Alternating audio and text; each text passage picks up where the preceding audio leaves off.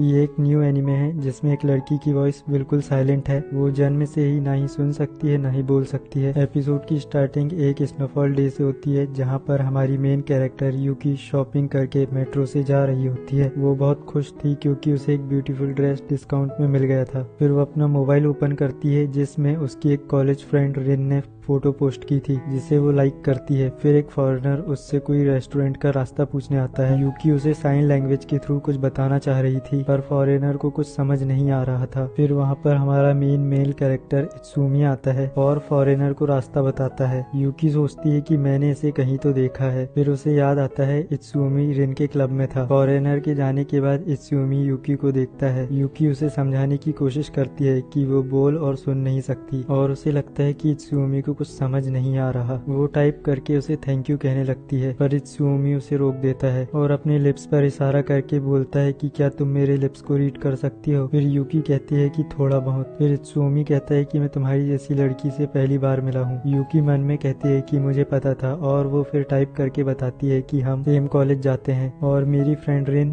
तुम्हारे साथ cultural exchange club में थी। इत्सुमी कहता है कि मैं अगले स्टेशन में उतर जाऊंगा, तुम्हें उतरना है या आगे जाना है। इत्सुमी धीरे से बोल रहा था तो यूकी समझ जाती है कि वो उसे हाउटू को रीड करना इजी बना रहा था। वो उसे बताती है कि उसे एक और स्टेशन के बाद उतरना है। इत्सुमी जाते हुए उसके सर पे हाथ रखता है और साइलेंटली उसे सीयू भी कहता है। यूकी सोचती है कि मैं उससे पहली बार मिली लेकिन उसने मेरी सिचुएशन को कितनी सहजता से लिया और मुझे सीयू भी कहा। वो कहती है मेरी दुनिया ऐसी जगह में है जहाँ साउंड नहीं है। उसे अपनी दिल की धड़कन ट्रेन का साउंड लग रहा था पर जब वो उतरती है तो उसे पता चलता है कि वो वाइब्रेशन उसके दिल की थी। अगले दिन वो कॉलेज जाती है। वहाँ पर वो रिन से कहती है मुझे तुमसे कुछ पूछना है। यूकी उसे बताती है कि कल एक लड़के ने उसकी हेल्प करी, वो तुम्हारे क्लब का था। रिन उसे एक फोटो दिखाती है और कहती है कि तुम अभी बहुत क्यूट लग रही हो, तुम्हें उससे प्यार हो गया है क्या। यूकी को बहुत शर्म आ रही थी। वो कहती है कि नहीं ऐसा नहीं है। फिर रिन कहती है कि तुम्हें उस पर क्रश है और फिर वो भी बताती है कि उसका भी एक क्रश है और वो इत्सुमी का बॉस है। एक्चुअली में वो लोग कजिन्स हैं और दोनों एक बार में साथ काम करते हैं। वो पूछती है कि क्या हम वहाँ पर चलें तो यूकी मन में सोचती है मैं उससे मिलना चाहती हूँ पर पता नहीं मिलना चाहिए या नहीं। पर उसके आंसर करने से पहले रिन परेशान होने लगती है क्योंकि वो अपने क्रश से मिलने में नर्वस हो रही थी। उसको उसका नंबर भी लेना था पर उसमें हिम्मत नहीं थी। यूकी उसको हिम्मत देती है और रिन कहती है कि अगर तुम साथ चलोगी तो मैं हिम्मत करूंगी। यूकी मान जाती है और कहती है कि मुझे इत्सुमी का नंबर भी लेना है। दोनों का प्लान बन जाता है और दोनों रात को बाहर जाते हैं। रिन इत्सुमी को ट्रेन में यूकी की हेल्प करने के लिए थैंक्स बोलती है। फिर रिन का क्रश ओशी आता है और उसे वेलकम कहता है। वो यूकी का भी वेलकम करता है पर यूकी सुन नहीं सकती थी, वो मेन्यू ही देख रही थी। ओशी को अजीब लग रहा था। फिर रिन उसे यूकी के बारे में बताने लगती है। फिर यूकी उन्हें देखती है और मन में कहती है कि जब भी कोई मेरे बारे में बात कर रहा होता है मैं इंस्टेंटली बता सकती हूँ। तभी सुमी उसके सर पे हाथ रखकर उसका सर ऊपर करता है और कहता है ड्रिंक ऑर्डर करना है या नहीं, और वो उसे लिखने के लिए पेन और स्लेट भी देता है। यूकी अपनी हार्ट बीट फील करती है और मन में सोचती है कि वो जो भी करता है मुझे पॉजिटिव ही फील होता है। और वो उसे बताती है कि मैं 19 साल की हूँ और मैं लीगली ड्रिंक नहीं कर सकती, मुझे चाय दे दो। रिन उसे बताती है कि इत्सुमी 3 लैंग्वेज जानता है। यूकी इत्सुमी से पूछती है जापानीज के अलावा और वो कौन सी